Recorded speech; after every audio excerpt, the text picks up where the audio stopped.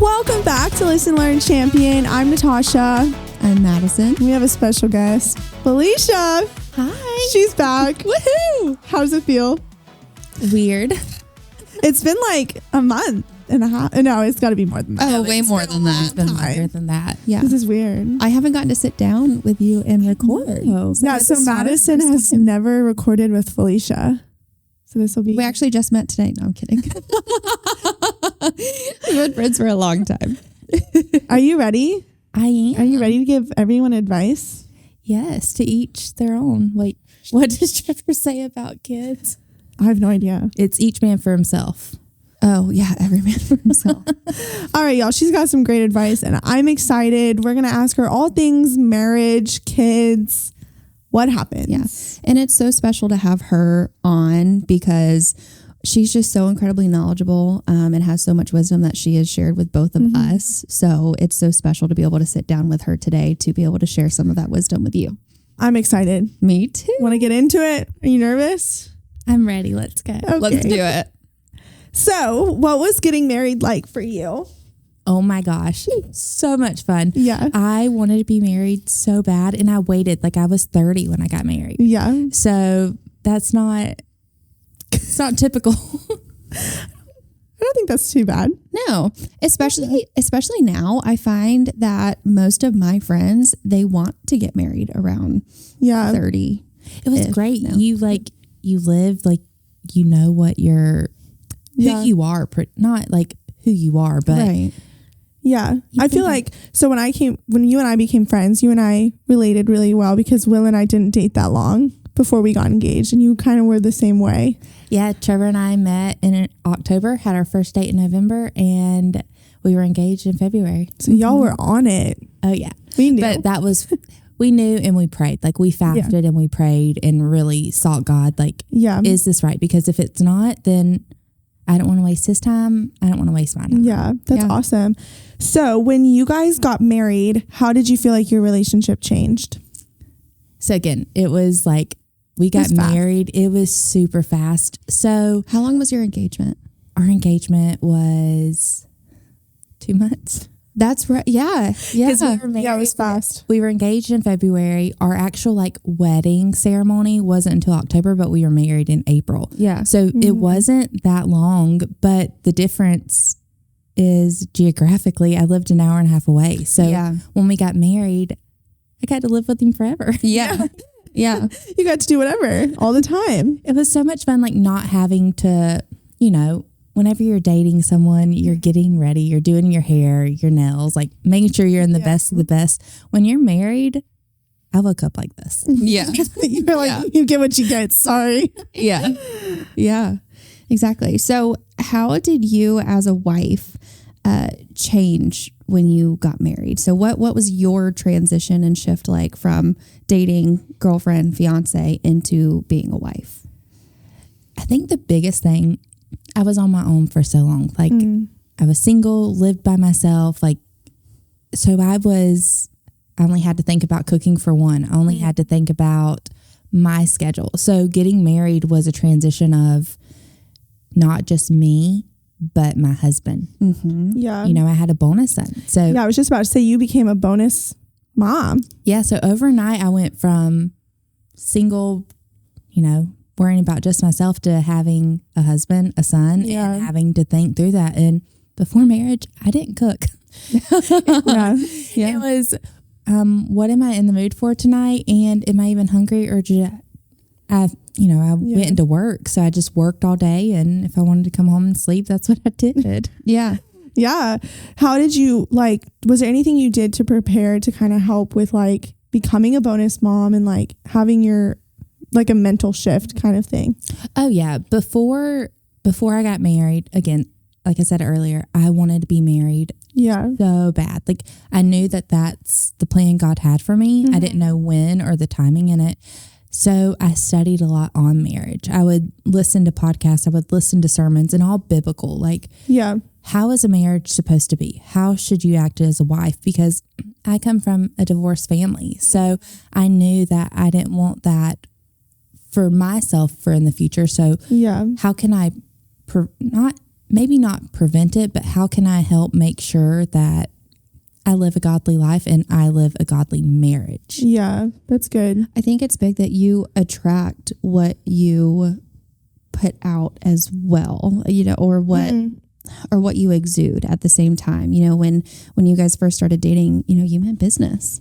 It was, I've been waiting for this and I'm serious about this.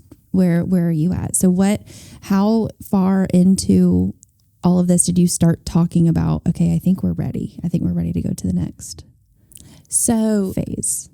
Before I met Trevor, I really felt the year before that, it was 2018 when I met Trevor. 2017, I felt like God was like, hey, I want you to take a year off of no dating. Like, don't even look at guys. Like, wow, just focus on you and what I am doing in your life. And I'm like, is that really you, God? Like, yeah.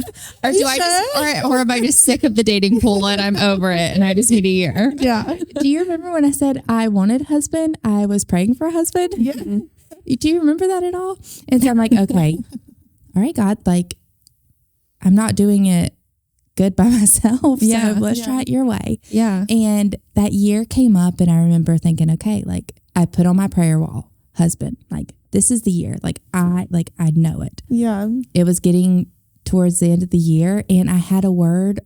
I had 2 different people give me words from God that like I was going to meet the person I was supposed to marry. Wow. And I had one of my friends at the time, well, she's still a good friend, Deanna, my friend Deanna came to me and she's like, hey, like she gives me this word.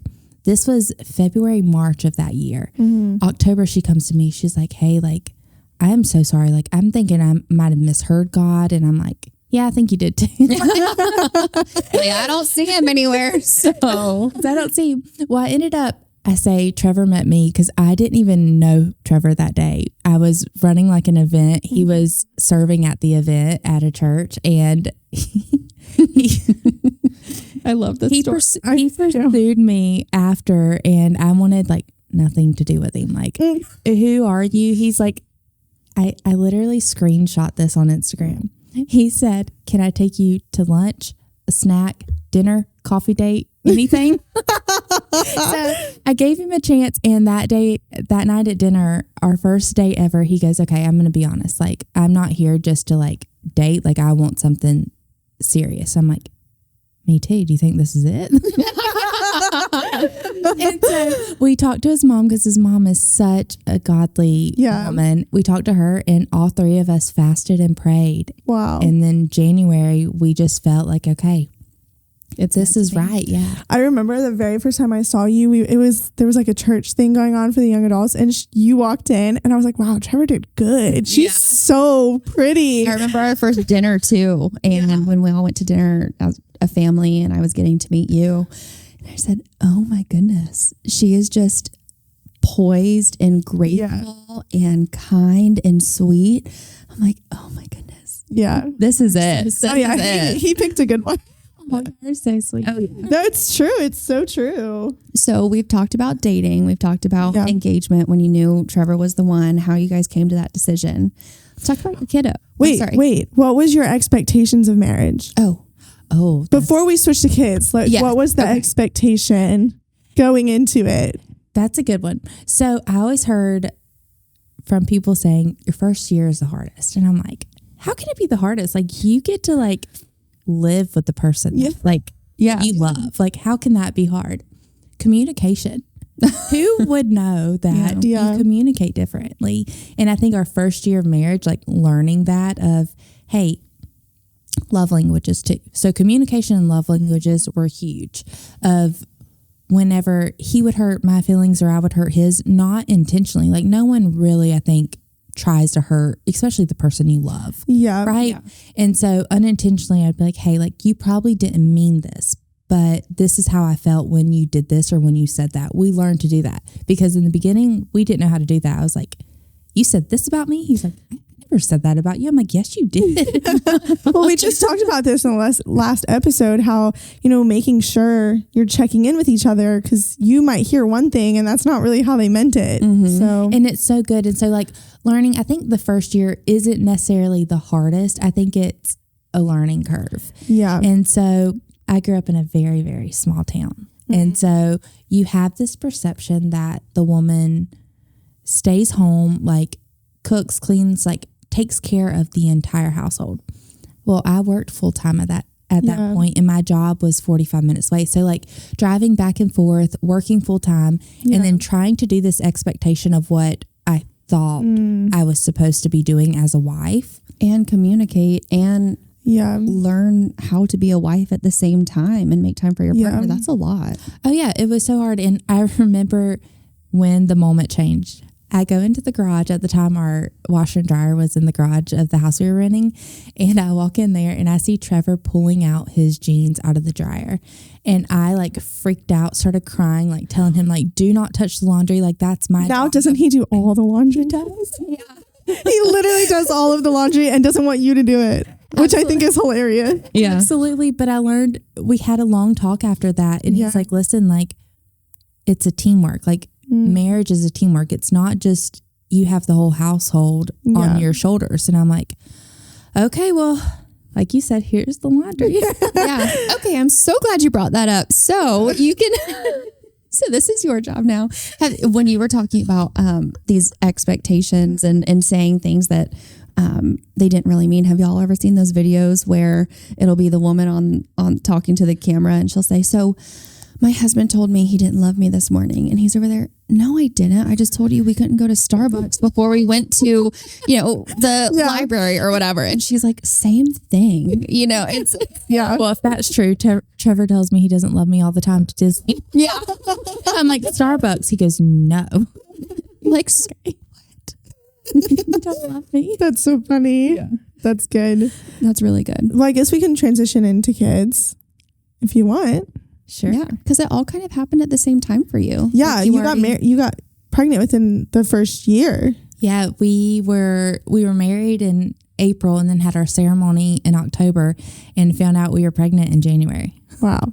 Yeah. So it was all like... It was like everything. Everything. So like whenever they say God's timing is perfect and just wait on God, like God's timing is different than ours. So I might have wanted to be married at 25 and had kids by 30.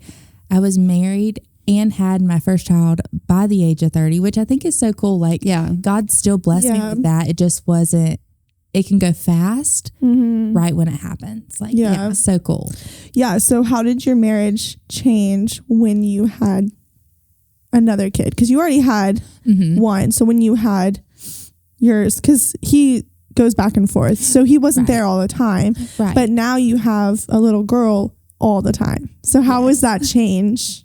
So when it was just Chasen, which is my bonus son, we would have, it was a week on, week off. So the week offs, it was just Trevor and I. Like it was like dating all over. And then when we had Madison, like she was with us all the time. And it was a shift in our sleep schedule. I remember both of us were so nervous about like someone always had to be up with the baby. Like we would take shifts, like 4-hour shifts each of us. Oh my gosh. I would sleep from 8 to 12. He would sleep from 12 to 4. And we would do that. Like we did that for probably a month until Madison started sleeping through the night. And so it was a change on our sleep schedule. It was a change from work. We had the hard conversation of me going from full time to part time because I wanted to be home with the kids. And it's a lot of, I think it goes back to the communication, like communicating what is best for your family. What looks okay or seems okay for this family might not be okay for your family. And that's all right. Like I think so many of us focus on what shows on social media. Oh yeah. Definitely. And we compare ourselves. But again, doesn't mean it's necessarily right for you if it's right for somebody else. Yeah, I guess if someone was listening, how would you help them navigate if that is the right decision for their family to make a big transition like that? Yeah, I think look at it, write down. I know it sounds just so funny to say, but a pro and con list. Like what are the pros? What are the cons? Yeah, does the pros outweigh the cons? And for us, it did. Like we wanted to be the ones raising our kids. Yeah. Full time. And again, it does not mean if both the parents work and the child goes to daycare, there's nothing wrong with that. Like, Absolutely. so I want to make that very clear. But for our family, it was the right decision for us, for me to go to part-time, which also means, that's a financial burden Change. too. Yeah. Yeah, that's a big change. How did you guys continue to put each other first now that you have kids? So that one, I feel like you had a practice run kind of with Jason. Yeah. with Chasen, it was easy because we automatically had time away. And so with Madison, it's a lot different because we have to be super intentional on it. And something we do, the siblings and I, Trevor's sisters and I do, we take turns with the kids and switch the kids. So Nice. I'll take one Friday night and watch all the kids while the other siblings go and have date nights. And then we switch off. The next sibling would do it so we can all have date nights. That's so I good. think that's finding really a rhythm. And here's the thing, that's an inexpensive way because it's free babysitting because you're trading off. Yeah. How do you guys do it during the week? I know you guys get up really early. So do you think that helps you kind of have that morning to each other, even if you're not, talking or actively, trying to have hard conversations, but you have a little bit of time together? Do you think that's helped you guys? Oh yeah. Both of us are morning people. So as soon as we're up in the morning, we're talking. He typically writes in the morning. So he'll tell me what he's thinking about for Sundays to talk about. I'll tell him kind of my day, what that looks like, or if anything happened the day before. I'm a processor, so I like to process things and then talk about it. And so that's like our time to talk, and it just works. Are you both that way? Yeah. You both process and then you talk? Mm-hmm. Okay. So how'd that work? Rob and I are not. I'm like, if it's on my mind, I have to talk about it now, or it is just going to stir in my head, or I just have to spit it out, and then sometimes he likes to process things a little bit longer. I'm like, why aren't you, let's just get this out of the way and then move on. He goes, let me think about what I need to say. I'm like, no, just tell me what you have to say. Yeah. So So knowing that you are a processor, what would you tell a friend to give them, I guess, the confidence that, hey, we will talk, but let me process? How would you tell someone that? Does that make sense? It does. I think being honest, I used to be that way, Madison, where I would just say kind of what I'm feeling, because I never I don't like people being upset with me or thinking, because I'm with you, to get in my head. But at the same time, I learned that I was saying things and the next day going back and saying, hey, I'm sorry, I didn't mean that. So I had to learn, it was best for me to just take a minute to think on it and then come back the next day. So I don't really know what to say other than just being honest. And but maybe don't let it sit too long, right? Yeah. There's a happy medium. Instead of having immediate, don't let it fester. Don't sit on it for too long. I guess that could be a piece of advice for somebody, is if you're letting it process, if it still bothers you the next day, then you need to bring it up. But if it goes away, I think that's a really great tip, because you might not even be upset about it the next day. It might just be in the moment, and it was a high stress moment and you got over it. Yeah. But That's probably shouldn't sit with it for too long. Well, I guess we touched on this question. Okay. So we can do, when you hear to be a Proverbs 31 woman, how did that apply to your marriage and then having a daughter? So I love the Proverbs 31 woman. She is probably my favorite in the Bible. And a couple years ago for Mother's Day, I taught on her because we look at Proverbs 31 woman and we look at this almost like a to-do list of everything she did. Yeah. And it's overwhelming, right? Personally. Yeah. Overwhelming. It almost makes you feel like, okay, I am failing in every way. If you're listening and you don't know what it is, I was about to pull. highly encourage you to pause and read through it. Yeah. Yeah. It is so good. And so what I learned through my studying of Proverbs 31 woman is that it's all seasonal. So it's not saying you have to do all that in a day. It's seasonal. How are you serving your family the way that God has called you to? I like that. In that season. So is it work from home? Is it be in the workforce?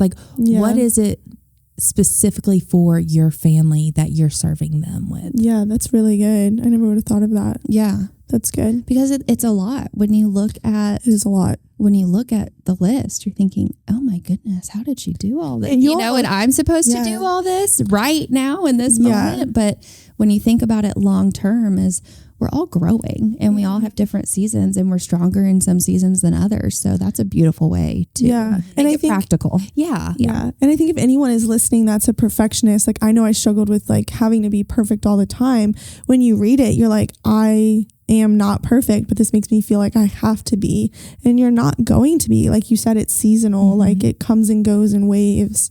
Yeah. So it's not perfectionism. It's more like your sacrifice. Like what the call on your life is and that God has for that specific season. Yeah, that's good.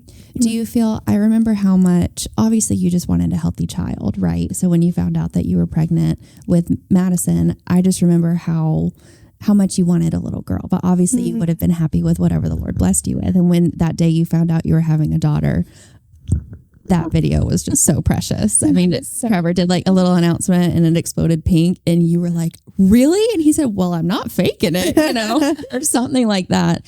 So how does that apply to how you're raising Madison, right? I mean, we just admire you so much, not only as a wife, as a woman, but also as a mother. So like the question stated, how does that apply now to having a daughter and how you're raising her? I never thought I would get emotional with that. I knew you would. I wrote that question and I was like, she's going to sorry. So take your time. Y'all, she has the most beautiful daughter, genuinely. Ever. And you can see her exude God already. And she's not even 5. Like she's still like she is little. The most determined little girl. She is so strong-willed. Yeah. When I was pregnant, the song by Carrie Job came out, Blessings. And I would just rock in the rocking chair and hold my belly and just pray that over her. And my testimony, I think, is Madison. Like, as a parent, you want your kids to be just more successful in every way imaginable than you were. And so the things that I walked through as a young adult of bad decisions, I don't want her to do that. Like, I want her to learn from my mistakes and see how much me following God has changed my life and has blessed me. And so I'm praying, my prayer for her is that by just following God, that she sees that and it just shines through her, and that she never walks away from God. Like she stays with him from now till forever. Yeah.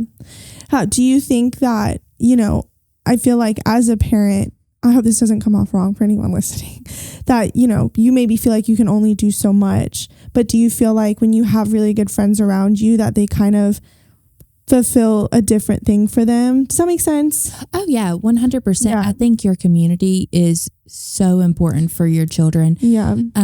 Madison has a heart murmur, and they never caught that during my pregnancy. When she was born, they came to us and said, hey, like, she's going to have to stay an extra couple of days. Like, we've got to check on her heart. And as a mom, you just instantly are like, put her back in my stomach. Like, I want to protect her. She was safe in there. Yeah. Right? Like there was nothing wrong with her. Like, so I dealt with that really, really hard. And I had a really close friend to me tell me, she's like, you just have to give her to God. Yeah. What does that mean? Yeah. And so I remember praying and crying in the shower. Like, I swear God talks to me when I'm in the shower, because like I think it's because it's most peaceful, like everything's quiet, like nobody's around. Yeah. Very true. And so I'm praying, I'm just like, asking God, like, I don't know what it means to give you my child. Like, of course she's yours. Like, what does that mean? And he reminded me of the story in the Old Testament of Abraham, whenever God told him to sacrifice Isaac. And Abram in faith was like, okay, like he's yours. And he lays him on the altar and he goes to kill him. And there comes a ram God provided for him. So I'm like, that was a picture of, okay, I've got to give you Madison. Like, Yeah. I can only do what I can do, but I know that you're going to provide. And I think that that in that moment, it was like, okay, but if a friend never told me that, I wouldn't have understood what that meant or what I needed to do. Yeah, I think friends play a huge role because they can show you things that you can't always see and can give you wisdom that you probably would have thought of, but you're just so caught up emotionally because it's your baby. You want the best for them and to protect them. So that's so beautiful. Well, you see, so Chasen is 9 and he loves both Will. He loves Will and Rob so much. And so we're the parents and everything we say is just so stupid. But apparently what we say is cool or something. What y'all say is like so cool but it's the same thing, but it's coming from, so having that community around and godly influences in our life and my children's is so huge, because where they might not, they'll look up to us as they get older because they'll see the sacrifices we made. Yeah. But right now, Mom and Dad's not cool. Yeah. But Will and Tasha and Rob and Madison are. Yeah. It's like that weird age. And it's so true. And I'm at the point now with my parents and how I was raised. And I didn't understand why I wasn't allowed to go to certain things and why I wasn't allowed to be involved in certain things and why, it was so... Growing up, when we would go to the movies with our friends, there's a McDonald's literally in the same parking lot as our movie theater. Yeah. All of my friends would be allowed to walk to that McDonald's after the movie. I was not. I had to stay inside until my parents got there to pick me up. And I was always so angry. It's right there. I can see it. Nothing's going to happen. But they're just trying to protect me. And now thinking about it, I'm like, I wouldn't have let my child walk across the parking lot at night. So as you get older, it's a beautiful thing that your father-daughter or mother-daughter or guardian relationship can turn into a friendship, and you look back and say, oh my goodness, they were just doing the best that they knew to be able to protect me, and I'm so glad that they did. It's so true. And another thing about being a parent, I think that is so neat is I get to see more of God's love. Yeah. Because I'm understanding it more, because as much as I love my children, God loves me so much more, and God loves them more than I could ever love them. Yeah. And I think too, you and I have talked about this, like when you're with kids, they have such this like childlike faith that you kind of get to relive that of like this childlike faith that, like, you're learning God all over again from teaching them. So it's so fun to like kind of see that change. Yeah. Yeah. So do the next question. Yeah. So how do you and Trevor apply biblical teachings to your children? And then kind of layering that, how do you guys learn together?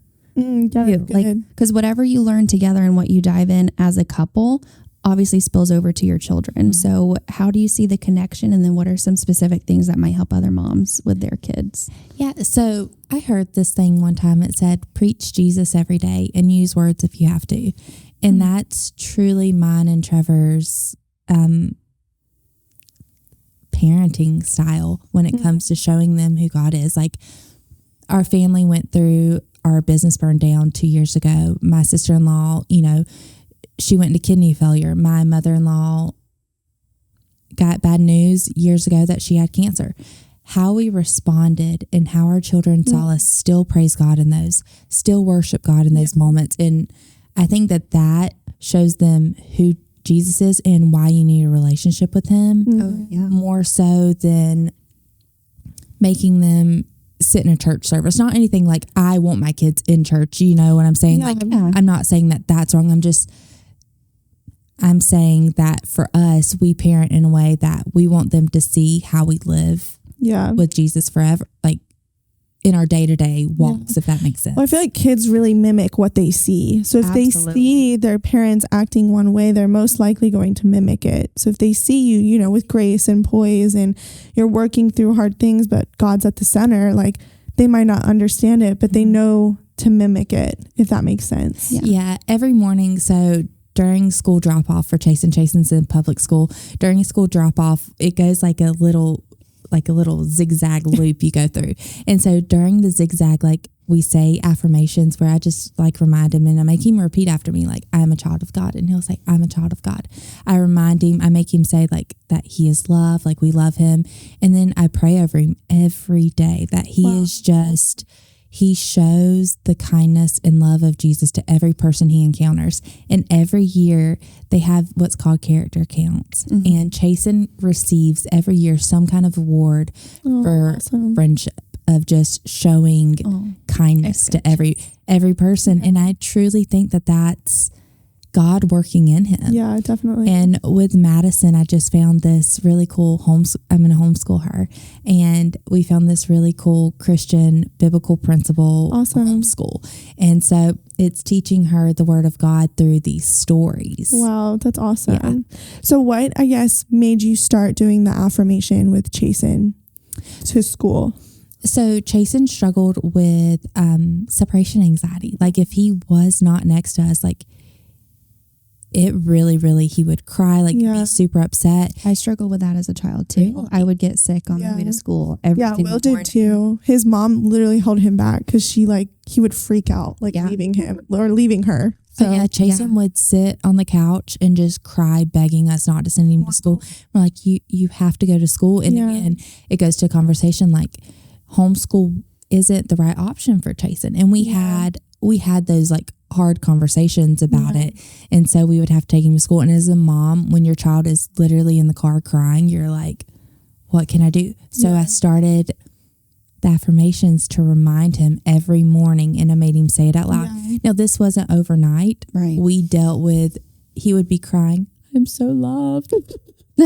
I will never be left. Just crying as he's getting out of the car. Yeah. But over time, I mean, 2 years later, he doesn't even tell me bye. He slams the door, or sometimes half the times leaves it wide open and just runs off. I'm like the door. Like, I'm so happy you're going in there, but close the door. Well, now here my question is: Madison goes with you when you do drop offs with Chasen? So now that she's talking, does she ever say it too, or she's not there yet? Oh yeah. She'll say it and then she'll laugh about it because I always make Chasen say, and my nephew sometimes is my mornings to drop him off and stuff. And I always make Chasen say, I am so handsome. And they think that is the funniest thing. And I'm like, I just want them to always remember like, you were so handsome. Like you are so beautiful. I never want what anybody says to you outside of our home, like to affect who you really are. Yeah. And we talk about insecurity in women a lot, but it's so important to instill that in the young men too. And from when they're a boy and they're growing up to remember that. And I've seen it more too, like on TikTok, like Emily Kaiser has a little boy and she used to do the affirmations with him in the morning and be like, you're so handsome. Like, and I think it is really important. Like it's Triggy. Yeah. Like his name's, is it Trig? Trig, yeah. Yeah. And so she'll be like, who's so handsome Trig he is. It's so cute. He's really little. But I'm like, it is really like, you need to do that for your boys just as much as you need to for the girls. Yeah. Another thing is we don't talk bad about ourselves. Yeah. In front of our kids. That is huge. Because huge. How can I say something bad about myself and my daughter here and her think, oh, if that's wrong with mommy, maybe it's wrong with me too. And she just views you as the best. Yeah. How was that for you? Like that transition of like not talking down on yourself and like that shift? It was hard. Yeah. But there's just something about being a child of God and truly knowing no matter what, like I am loved by God. Yeah. Having a marriage where I know that my husband loves me and having those conversations, like one of the biggest things, if you ever have any kind of insecurity or you're feeling like your love tank is empty, like go to your significant other and tell them what's going on, because if they don't know, how can they change? Or how can they not change? How can they fix it if they don't know what's going on? You know? That's good. Right. But have you ever experienced that in your marriage? Like you felt like your love tank was empty? Oh yeah. Yeah. Our first year of marriage, Trevor is acts of service where I am words of affirmations.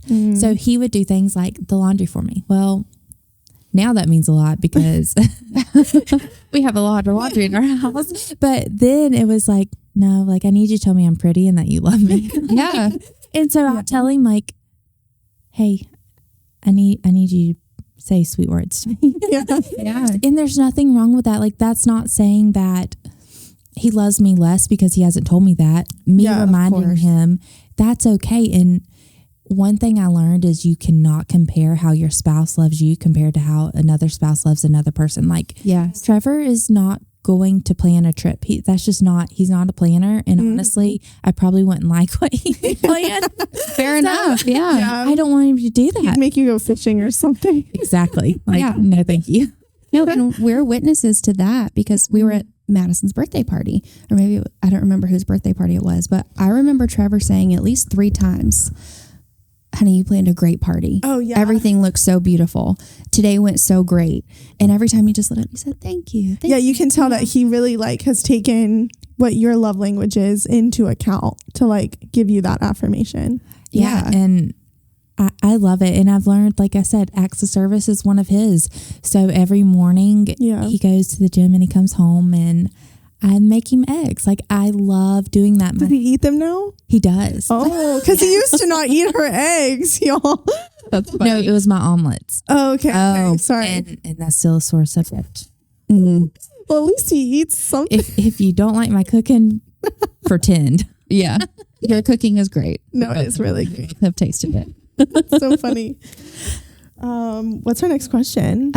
So at the beginning of the episode, you talked about how you wanted to be married so badly. What would you tell another woman or another girl that is in that season of life that they are just waiting and waiting and waiting? So what would you tell someone that wants to be married so badly, but it just the opportunity hasn't come yet? Wait. Do not jump the gun. I don't know the other way to say that. Like, be patient, because the last thing that you want is to marry the person you weren't supposed to be with. Yeah. Like that God doesn't have for you. You were trying to do it. God can turn that situation around 100%. God can do anything, right? Yeah. But I think when we do things God's way, there's so much just beauty in that because he specifically had that plan for you. Yeah. So I think that as hard as it is, wait and prepare. Like, prepare for your husband. Watch those sermons. Read your Bible. Travel. Do things that you can only do while you're single. Because again, as you get married and have kids, like things change. Yeah, things change. Yeah, and not in a bad way, but yeah, your focus shifts from yourself to your family. Yeah, and just from like the travel point, like if you are, like, let's say you found your person, you guys get married, like, and you still don't want kids, you can still enjoy the things of being young together. Just enjoy that season, if that makes sense too. 100%. Like, I think, we got pregnant so fast when it happened. Yeah. But I think enjoy being married, enjoy just being you two, because from all my friends that have done that, like that is such a special time. Yeah, for sure. Yeah. You guys had a 5-year plan. We did. 5-year plan. Yeah. And there are many people in my life that weren't married until their 40s, and they were still blessed with children in their 40s too. And they've said the same thing. Waiting was so worth it. It was so worth it because I found the person that I was supposed to be with. Yeah. And they, it was hard, and they talked about hardships of, I just thought it was just going to be me. But there's beauty in the waiting and so much growth, and the Lord is faithful. So, yeah. How did you know, like there's this, in the Bible, it talks about having a husband lead your family and leading his wife.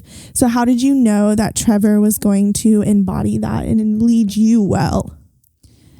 So I knew I wanted a godly Christian man because I knew that the Holy Spirit would lead him. Like if he was truly surrendered to Jesus, like he's going to be led by the Holy Spirit, right? So how much he loved God, and just seeing that in his life, and seeing how just him worshiping God and following the way that Jesus was, I knew right then, like, okay. Yeah. Did you ever feel like you had to like kind of, I don't want to say it like bow down, but like you kind of were like maybe being a little bit too super independent or anything. Does that make sense? Oh yeah. Yeah. Oh yeah. My daughter gets her strong will somewhere. Yeah, it's definitely you. We've talked about that and how Yeah. we're such planners and we like to be in control and we like to really just take hold of situations, and both of us entering this new phase of being married, we've had to realize, okay, well, we need to reel it in a little bit and step down and let them assume that position of being the man of the house. Yeah. And leading us well, and what it looks like to lead. You transitioned well. Yeah. It was, again, I think it's that first year of whenever you live together, you start learning each other. And I think you learn things like Trevor and I cannot do physical labor together. We just can't. That's funny. Yeah. So try to put together a piece of furniture and then you'll realize what you need to do. But we lead well. We could talk things through. We can strategize, organize. But when it comes to manual labor, we just can't do it. So it's either you're going to do it or I'm going to do it. I don't care who does it, but someone's going to together. I love that. At least you know and you've talked about it. Yeah. This has been great. I feel like we've learned so much, and I hope that you guys listening has learned something new, or you haven't. But and whether you're married or whether you're in a season of singleness, we've kind of talked through everything through these episodes.